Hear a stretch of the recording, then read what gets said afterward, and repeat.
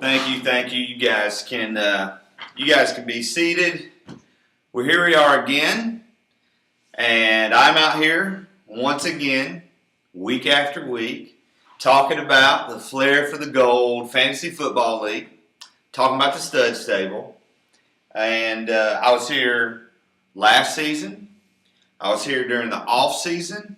I was here in the preseason, and I've been here every week of the season. I'm not a flash in the pan. I'm not going to shoot a video and then skip town because we're the stud stable. We set the tone, and everybody else follows our lead. Let's talk about week 3. Played Tatanka. I'm going to admit, going into the Sunday night game, he had a few players left. I got a little bit nervous. Roethlisberger and Wallace had a great first quarter against the Colts, and thankfully they cooled off. I still ended up winning by 20, 23, 24 points. This week, however, it's personal.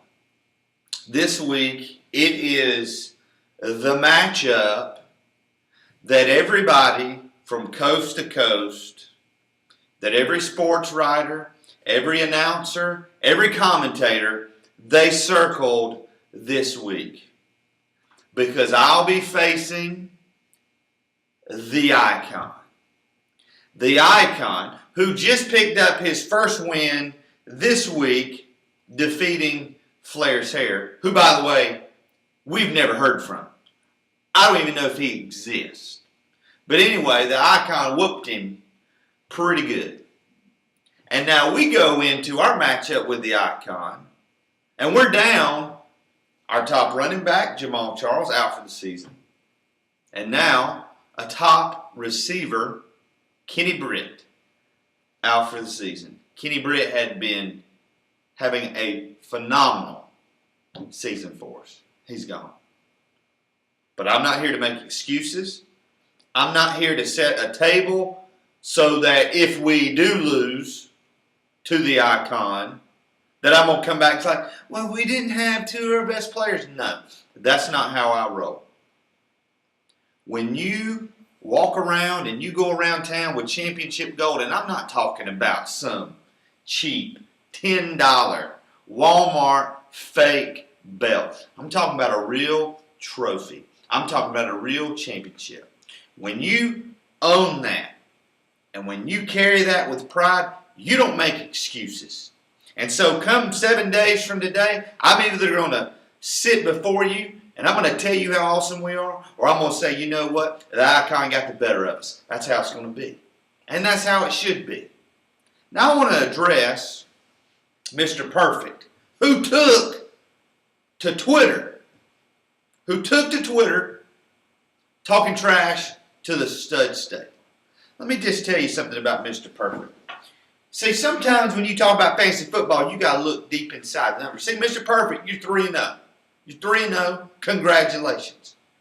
But you've also played the weakest schedule of anybody.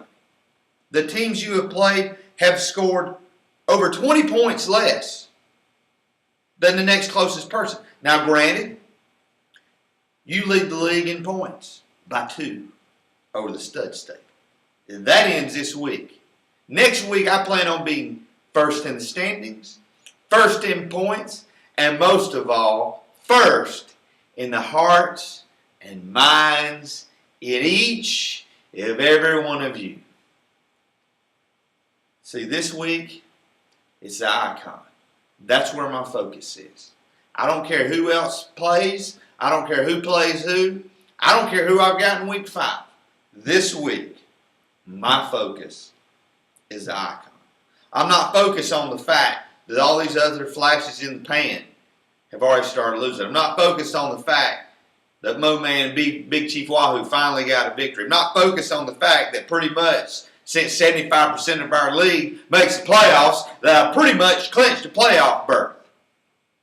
Not concerned about that. I'm concerned about Wayne Jam Patterson.